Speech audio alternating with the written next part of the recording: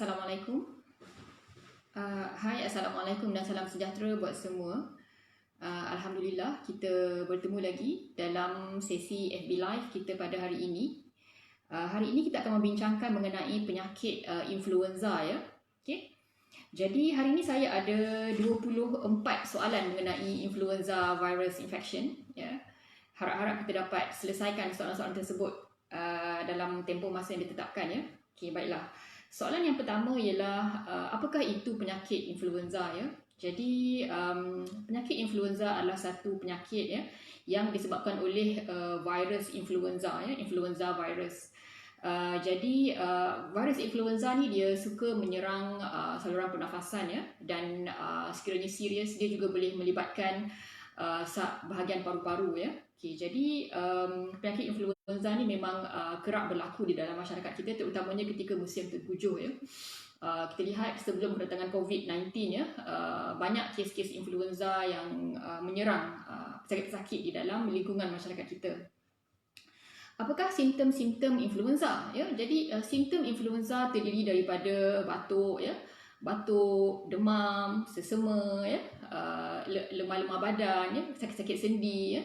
Jadi itu adalah antara simptom-simptom influenza virus. Jadi sekiranya anda mengalami simptom-simptom tadi ya, batuk, demam, sesema ya, lemah badan ya, susah nafas, sakit-sakit sendi ya, dalam tempoh 1, 2 atau 3 hari ya, jadi mungkin anda sedang mengalami jangkitan influenza virus. Okey. Apakah jenis-jenis influenza virus ya? Jadi virus influenza ini ada banyak jenis ya. Ada jenis A, B, C, D dan D ya. Jadi setiap jenis virus ini mereka akan menyerang dia boleh menyerang manusia ya, boleh menyerang haiwan ya. Ada jenis-jenis yang lebih cenderung menyerang haiwan, ada jenis-jenis yang lebih cenderung menyerang manusia ya. Jadi yang kita sering hadapi ialah influenza A dan influenza B ya. Ini adalah virus influenza yang sering menyerang manusia. Okey. Soalan yang seterusnya ialah apakah risiko untuk mendapat influenza ya? Jadi tidak semua orang akan mendapat influenza ya, dan juga tidak semua orang tidak akan mendapat influenza. Jadi apakah risiko yang menyebabkan seseorang itu mudah mendapat influenza ya? Seperti yang saya terangkan sebelum ini ya, kita melihat kepada golongan yang mempunyai tahap imunisasi yang rendah ya. Kita bercakap mengenai golongan warga emas di mana usia mereka lebih daripada 65 tahun ya, di mana sistem imunisasi badan mereka sudah menjadi semakin lemah kerana faktor umur ya. Dan juga golongan kanak-kanak berusia kurang daripada 5 tahun ya, di mana sistem imunisasi mereka belum lagi matang untuk cukup melawan jangkitan virus influenza ini tadi ya. Selain itu, golongan yang berisiko juga termasuk pesakit kencing manis ya, pesakit HIV, pesakit yang mengambil rawatan steroid untuk jangka masa yang panjang ya, pesakit transplant ya, pesakit radang sendi ya. Jadi ini adalah antara golongan-golongan berisiko yang mudah mendapat jangkitan influenza virus kerana tahap imunisasi mereka adalah lebih rendah daripada orang-orang biasa yang sihat. Okey, bagaimanakah cara untuk kita mengesan influenza ya? Okey, jadi kita akan melakukan test. Kita ada ujian swab test. Sekejap eh.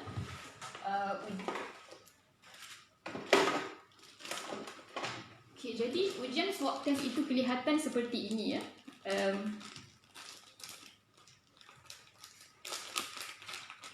Ujian swab test itu kelihatan seperti ini ya, di mana anda boleh lihat ya, ada putik kapas di hujung itu ya. Ini adalah alat yang kita pakai untuk test penyakit influenza virus ya. Jadi kita akan tarik keluar putik kapas itu ya, dan kita akan masukkan ke dalam hidung ya, sehingga ke level yang ditetapkan.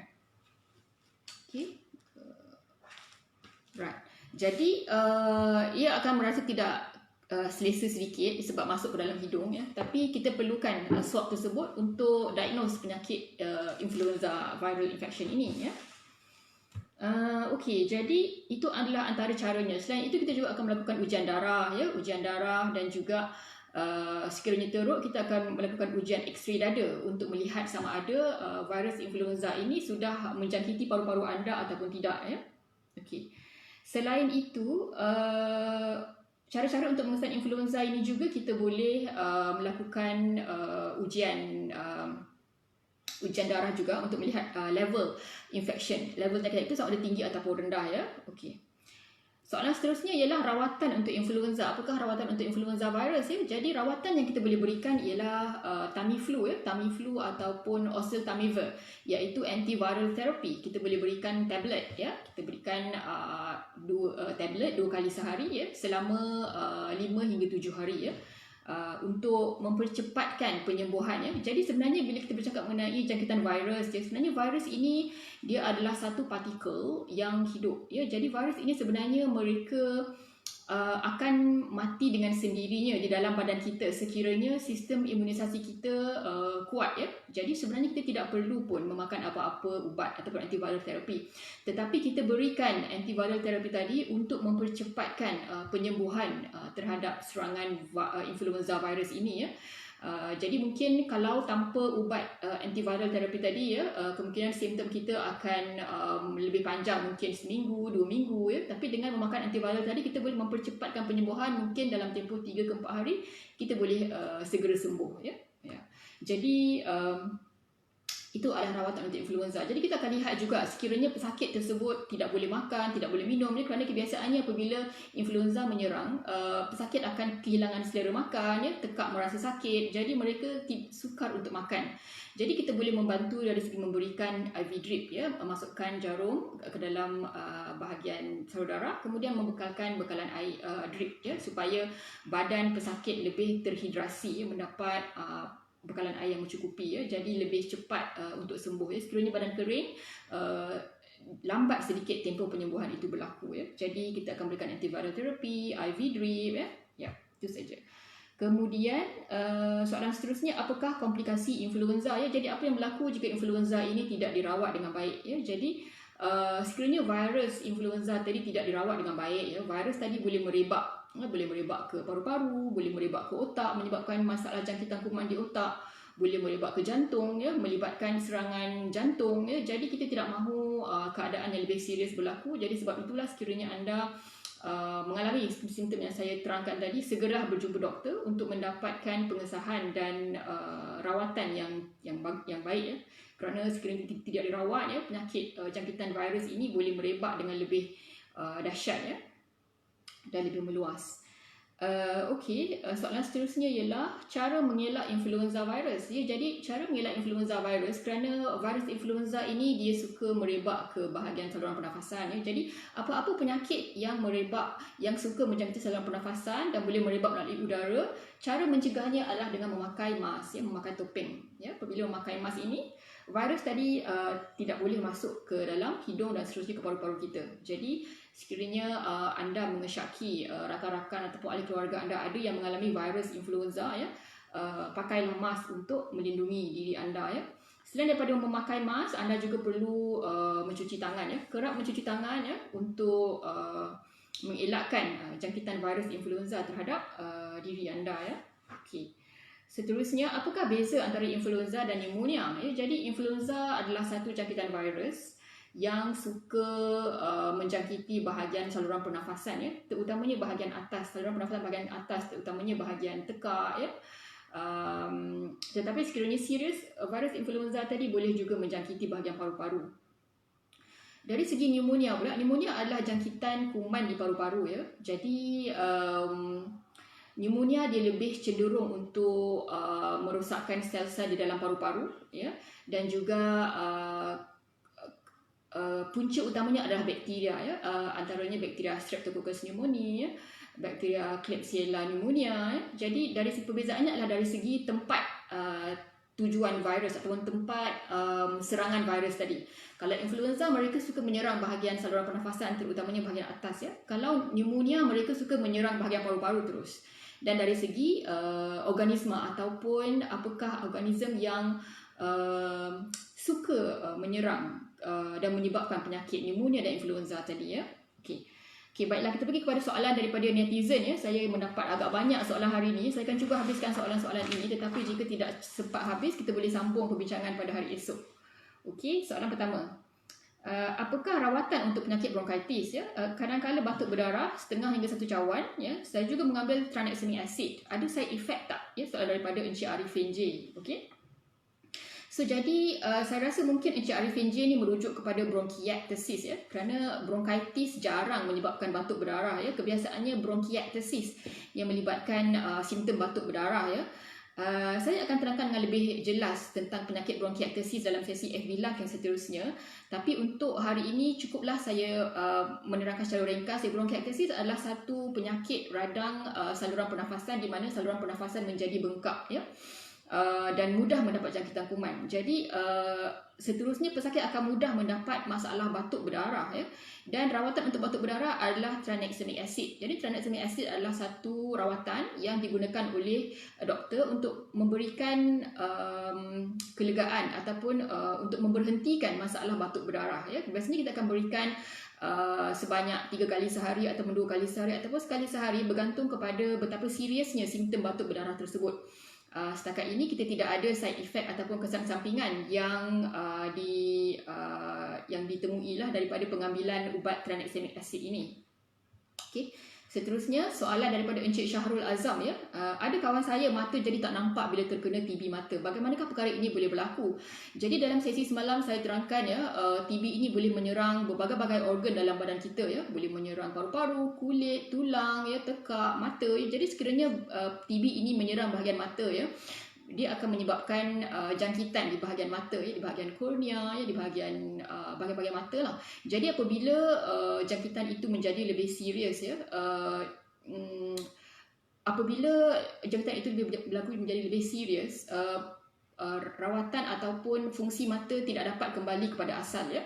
Jadi kemungkinan berlaku parut-parut di bahagian mata daripada kesan jangkitan tadi ya. Jadi kebiasaannya parut-parut inilah yang menyebabkan mata itu tidak dapat berfungsi dengan baik ya. Tapi untuk penerangan yang lebih lanjut, lebih eloklah untuk kita bertanyakan dengan doktor pakar mata ya. Jadi secara ringkasnya seperti itu ya. Apabila jangkitan bakteria TB berlaku di bahagian mata ya, fungsi mata tidak dapat berfungsi dengan normal semula ya, sekiranya jangkitan itu sangat serius dan tidak dapat dirawat dengan baik.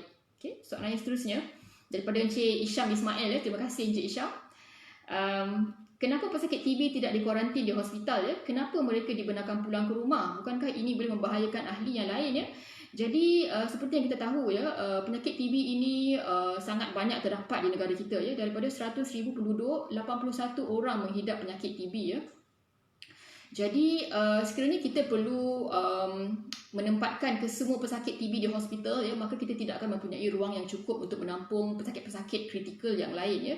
Jadi kita ada beberapa kriteria pesakit ya, yang mana pesakit yang boleh duduk di rumah, mana pesakit yang perlu stay di hospital, mana pesakit yang boleh di-discharge di rumah.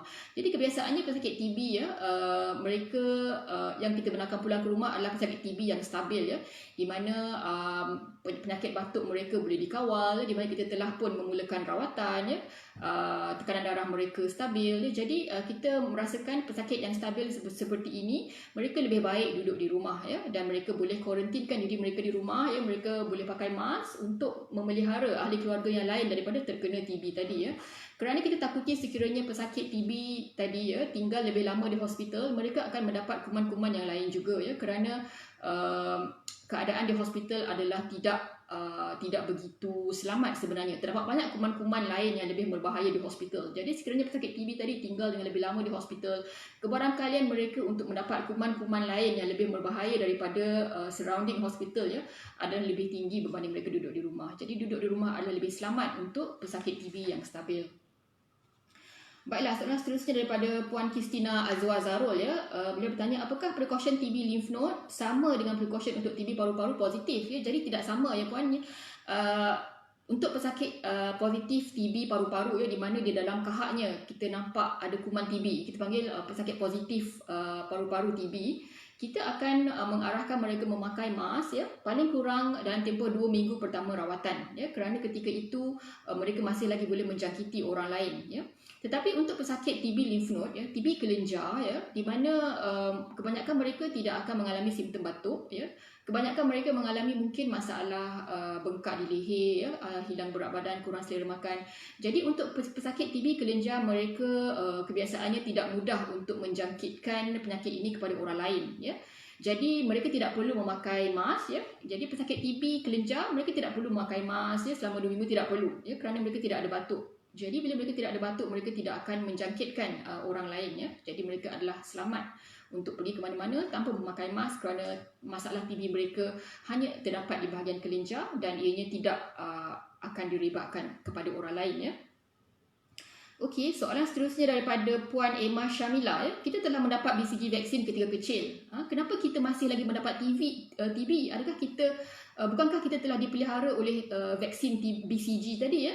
Okey, jadi jawapan kepada Puan Emma ya, sebenarnya vaksin BCG yang kita terima ya adalah untuk melindungi kanak-kanak ya daripada mendapat jangkitan TB otak dan juga disseminated TB, iaitu TB yang menjangkiti lebih daripada 3 organ. Okey, maksudnya TB yang serius lah. Bermaksud walaupun kita sudah mendapat BCG vaksin ya, kita masih lagi berpotensi untuk mendapat jangkitan TB di paru-paru ya, ataupun kita masih lagi boleh mendapat latent TB yang boleh activate kemudiannya. Maksudnya TB yang duduk diam di dalam paru-paru ya, tetapi apabila imunisasi seseorang menjadi rendah, TB yang duduk diam tadi boleh aktif dan menimbulkan simptom ya. Jadi untuk pengetahuan Puan Emma, BCG vaksin yang kita terima hanyalah untuk memelihara kanak-kanak ya sehingga usia 18 tahun daripada mendapat TB otak dan juga disseminated TB, iaitu TB yang merebak kepada lebih daripada 3 organ. Okey, jadi jadi kita masih boleh mendapat TB paru-paru ya. Jadi sebab itu kes TB masih lagi tinggi di negara kita, walaupun setiap rakyat Malaysia telah pun mendapatkan BCG vaksin ketika mereka kecil ya. Okey, soalan daripada Puan Emma Syamila lagi ya. Apakah langkah penjagaan sekiranya ada ahli keluarga kita yang mendapat TB positif paru-paru ya, di rumah dan di hospital ya. Jadi saya cadangkan ya untuk pesakit ataupun ahli keluarga yang ada pesakit TB di kalangan ahli keluarga mereka, yang mereka perlu di kuarantin, diisolatekan, diasingkan ya. Mereka perlu mendapat bilik yang khusus di rumah mereka ya, di mana orang lain tidak bercampur dengan mereka. Mereka perlulah mengasingkan diri selama paling kurang 2 minggu ya, sehingga kahak mereka bertukar menjadi negatif. Bermaksud apabila mereka keluarkan kahak, kuman TB itu tidak dijumpai lagi dalam kahak tersebut. Jadi selama 2 minggu, kajian menunjukkan masa yang diambil untuk bakteria itu tidak dijumpai daripada kahak adalah selama 2 minggu. InsyaAllah selepas 2 minggu, bakteria TB itu tidak akan dijumpai lagi dalam kahak dan mereka tidak akan menjangkiti orang lain. Jadi untuk ahli keluarga yang mendapat masalah TB positif paru-paru, mereka perlu diisolasi, perlu dikuarantin di dalam bilik khusus di rumah ya. Dan kalau boleh makan berasingan ya, kerana TB boleh merebak melalui airlio ataupun droplets ya. Jadi asingkan diri selama 2 minggu, asingkan makanan ya, dan juga apa-apa alatan yang boleh menyebabkan perebakan TB di kalangan ahli keluarga. Dan kita juga menasihatkan untuk ahli keluarga pesakit TB tadi, pergilah buat screening untuk cek sama ada mereka ada TB ataupun tidak ya, kerana tentunya sebelum pesakit tersebut didiagnos TB, mereka telah pun batuk selama paling kurang sebulan atau 2 bulan. Jadi dalam tempoh sebulan atau 2 bulan simptom itu berlaku, ahli keluarga rumah mereka adalah orang yang sangat berisiko untuk mendapat jangkitan TB ini, kerana kuman TB ini boleh merebak melalui udara ya. Okey. Kalau di hospital, para doktor akan memakai mask ya, memakai topeng N95 ya, tetapi jika mereka di rumah, mereka boleh memakai mask ini untuk memelihara daripada orang lain terkena daripada jangkitan TB. Jadi pastikan pesakit TB sekiranya anda pulang ke rumah pada 2 minggu yang pertama, pakailah mask ini ya untuk menjaga daripada orang lain terkena penyakit TB yang anda hadapi. Okey, seterusnya soalan daripada Del Klumai ya. Pesakit TB dan kanser paru-paru mempunyai simptom yang sama ya, iaitu mereka ada batuk berdarah ya, mereka batuk berterusan, mereka hilang berat badan, kurang selera makan ya, demam di waktu malam ya. Jadi apa yang perlu dilakukan ya jika mereka tetap ada simptom setelah dirawat? Adakah mereka perlu mendapatkan khidmat doktor lain, second opinion, atau menukar antibiotik ya? Jadi kebanyakan pesakit paru-paru mereka mempunyai simptom yang lebih kurang sama, kerana organ yang terlibat adalah paru-paru ya. Jadi paru-paru diperlukan untuk bernafas ya, untuk menukar oksigen. Jadi sekiranya paru-paru tadi telah dijangkiti kuman, dia menghadapi masalah, jadi kebiasaannya mereka akan memberikan simptom yang sama, iaitu batuk ya, batuk yang berterusan, batuk yang berpanjangan. Jadi sebab itulah perlu berjumpa doktor untuk mendapat penjelasan, doktor perlu bertanya sejarah yang lebih lanjut, doktor perlu memeriksa paru-paru dengan lebih detail, dengan lebih teliti, ya. Doktor perlu membuat x-ray, perlu mengambil ujian darah. Jadi barulah doktor boleh membezakan sama ada batuk berdarah ini puncanya adalah TB ataupun kanser paru-paru ataupun bronkiektasis ataupun punca-punca lain. Jadi ada banyak penyakit paru-paru yang boleh menghasilkan simptom yang sama seperti batuk berdarah, batuk berterusan dan sebagainya. Jadi perlukan ujian yang menyeluruh untuk mengenal pasti penyakit apa sebenarnya yang pesakit itu sedang hidapi, ya. Jadi sekiranya walaupun mereka telah memakan ubat, contohnya pesakit TB, contohnya dah makan ubat TB selama beberapa bulan, tetapi masih lagi ada simptom, ya. Jadi doktor perlu membuat ujian yang lebih lanjut. Adakah ini adalah TB kebal, ya? Kerana TB kebal tidak mudah dirawat dengan rawatan biasa. Ataupun adakah ini bukan TB sebenarnya? Mungkin ini TB campur penyakit lain. Mungkin ini TB campur kanser paru-paru. Mungkin ini TB campur bronkiektasis. Ya. Jadi perlu rawatan yang lebih lanjut. Jadi sekiranya simptom ataupun masalah batuk berdarah ataupun batuk berterusan tidak settle dengan rawatan yang diberi, doktor perlu membuat ujian yang lebih lanjut. Ya. Kadang-kadang doktor terpaksa berbincang dengan doktor-doktor pakar yang lain. Ya. Contohnya perlu berbincang dengan doktor pakar radiologi, ya, ataupun pakar darah ataupun pakar kanser. Ya. Jadi perlu melibatkan disiplin yang lain juga untuk membantu menyelesaikan masalah paru-paru yang telah dihadapi oleh pesakit lain. Sekiranya pesakit itu mahu menerima second opinion ataupun mahu mencari second opinion atau pendapat doktor lain pun boleh juga, ya. Tidak ada masalah untuk membuat demikian. Okey. Jadi soalan yang seterusnya, bagaimana untuk menguatkan imunisasi badan setelah sembuh dari influenza, ya? Adakah setiap orang lain nasihatnya? Okey, jadi kebiasaannya apabila seseorang itu telah sembuh daripada influenza, ya, kebiasaannya badan mereka mempunyai imuniti yang kuat terhadap penyakit influenza. Namun begitu, ya, virus influenza ini mereka sering bermutasi, sering bertukar bentuk dari segi genetiknya setiap tahun. Ya, jadi sebab itulah influenza vaccination perlu di-renew, perlu diambil setiap tahun, ya, kerana kriteria virus tadi cepat bermutasi. Mereka senang bermutasi pada setiap tahun, ya. Jadi nasihat untuk menguatkan imunisasi badan, ya, ialah dengan menjaga kesihatan badan secara umum, ya. Sekiranya seseorang itu menghidap penyakit kencing manis, penyakit darah tinggi, mereka perlulah memakan ubat-ubat mereka seperti yang disarankan oleh doktor. Jangan tinggalkan ubat, ya. Mereka perlu mendapatkan tidur yang cukup, ya, kerana tidur yang kurang, ya, akan menyebabkan imunisasi badan menjadi lemah. Jadi tidur yang cukup, ya, makan ubat seperti yang disarankan, tidur yang cukup, exercise regularly, ya, senaman yang regular, paling kurang 30 minit sehari, ya, paling kurang 5 hingga 6 kali seminggu, ya. Jadi cuba exercise secara regular. Kemudian makan makanan yang berkhasiat, ya, healthy diet, makanan yang seimbang, ya, suku-suku separuh, ya, dalam satu pinggan, suku kandungan protein, suku kandungan karbohidrat dan separuh kandungan buah-buahan dan sayur-sayuran. Okey, pastikan makanan yang dimakan adalah makanan yang seimbang. Jadi ikut saranan doktor, pengambilan ubat secara regular, ya, tidur yang cukup, exercise yang regular, makanan yang seimbang dan jauhi stres. Ya, sekiranya anda mengalami stres, cuba redakan dengan mungkin golongan yang beragama Islam, mereka boleh bersembahyang, ya, berdoa memohon petunjuk daripada Allah SWT. Mungkin golongan yang non-Muslim mereka boleh bermeditasi, ya, ataupun mungkin mereka boleh share, meluahkan masalah dengan rakan-rakan yang dipercayai. Jadi cuba selesaikan stres yang anda hadapi, kerana sekiranya anda mengalami stres, ya, stres menyebabkan hormon kortisol lebih tinggi, ya. Jadi bila hormon kortisol itu lebih tinggi, ya, jadi secara tidak langsung level imunisasi anda akan menjadi rendah dan akan anda mudah untuk mendapat serangan jangkitan kuman. Okay. Baiklah, soalan yang seterusnya, okey, apakah langkah-langkah penjagaan untuk ibu menyusui yang menghidap influenza? Adakah ini akan membahayakan bayi? Ya, jadi betul, ya, influenza virus boleh merebak melalui udara dan juga droplets. Jadi sekiranya seorang ibu itu menyusukan anak dan ibu itu mengalami influenza, bayi tadi memang berisiko tinggi untuk mendapat influenza. Jadi apa yang ibu tadi perlu lakukan ialah ibu tadi perlu sentiasa memakai mask, ya, untuk mengelakkan bayi tadi dari terkena jangkitan kuman, dan ibu tadi juga perlulah kerap membasuh tangan, ya, untuk menjaga bayi tadi daripada terkena jangkitan influenza virus. Apakah level oksigen untuk orang yang sihat? Okey, level oksigen untuk orang yang sihat adalah 95% dan ke atas, ya.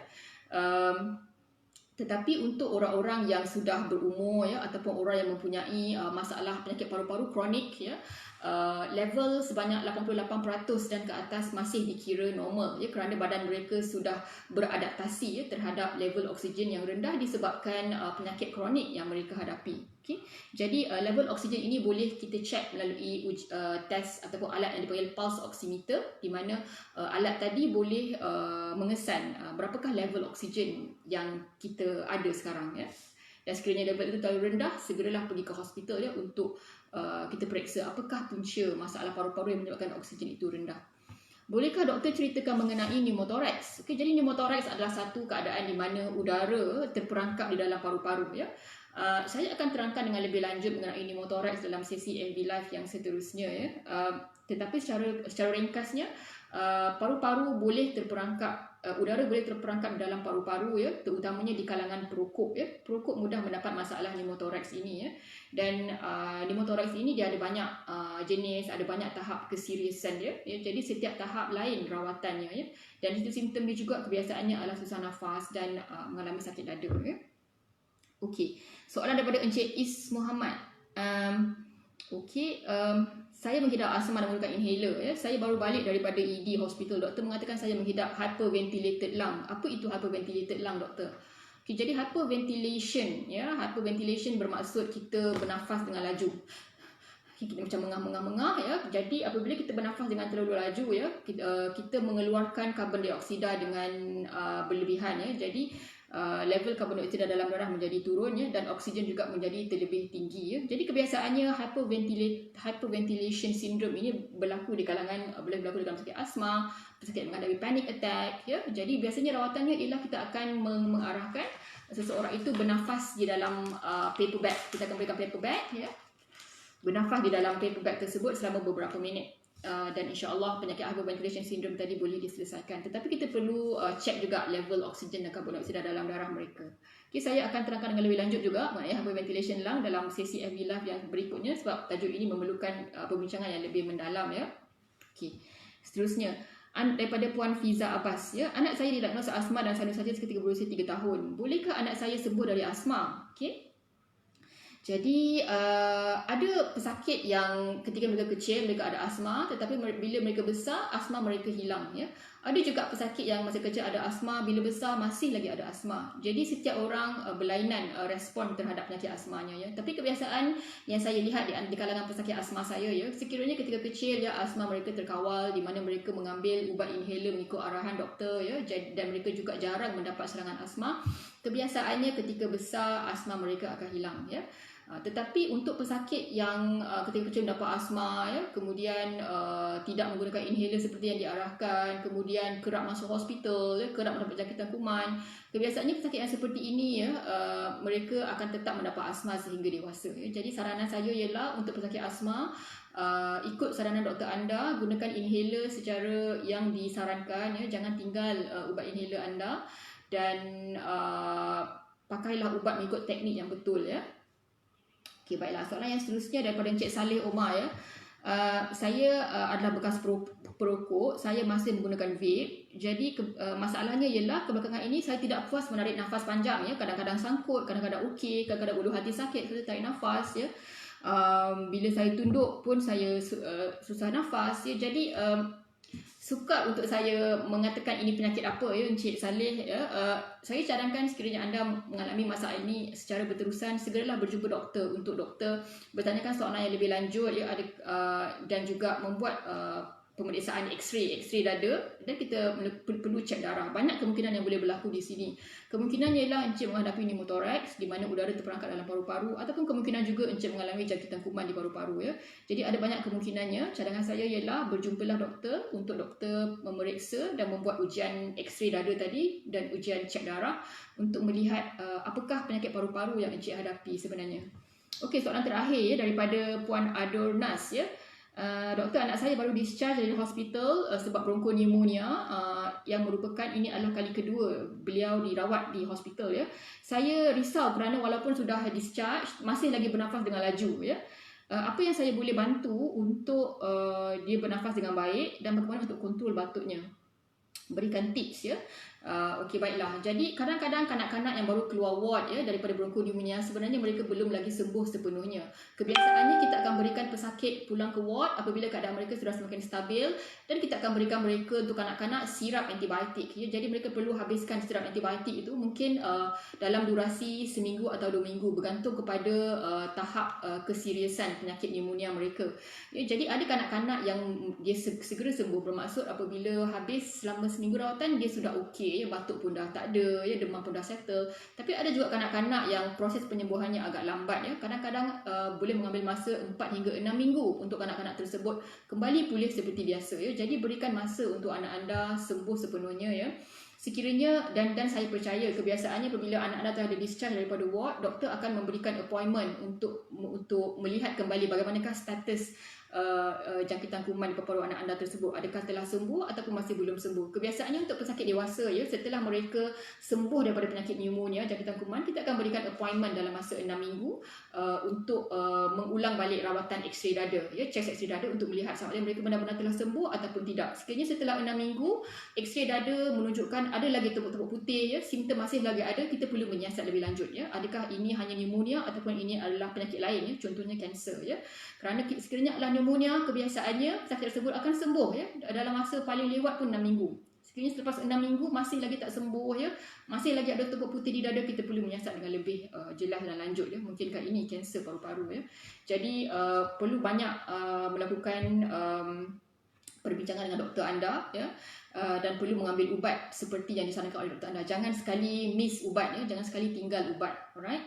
Okey, nampaknya kita pun sudah sampai ke penghujung sesi dan alhamdulillah hari ini kita telah berjaya membincangkan 24 soalan ya berkenaan penyakit paru-paru, dan topik kita hari ini ialah influenza ya. Jadi saya harap para pendengar semua dapat manfaat daripada sesi perkongsian kali ini mengenai influenza viral infection. Semoga kita dapat lebih memahami apa yang dimaksudkan dengan influenza, apakah simptom-simptomnya, bagaimana untuk merawatnya, bagaimana untuk mengelakkannya ya, apa yang perlu anda buat jika anak anda ataupun anda sendiri terkena influenza ya. Jadi jagalah kesihatan kita dengan sebaik-baiknya ya. Saya juga akan memberikan sijil untuk orang yang berminat mendapatkan sijil penyertaan kepada sesi FB Live hari ini. Boleh klik link Google Doc di bahagian link yang saya akan berikan sebentar nanti, dan insyaAllah saya akan berikan sijil penyertaan anda terhadap sesi FB Live hari ini. Okey, insyaAllah esok kita akan bincangkan mengenai topik pneumothorax, iaitu udara yang terperangkap di paru-paru ya. Sekiranya anda ada soalan mengenai pneumothorax ataupun mengenai penyakit paru-paru yang lain, anda boleh typekan di ruangan komen dan saya akan bincangkan persoalan anda dalam sesi FB Live esok pada pukul 12 tengah hari insyaAllah. Sekian, wassalamualaikum warahmatullahi wabarakatuh.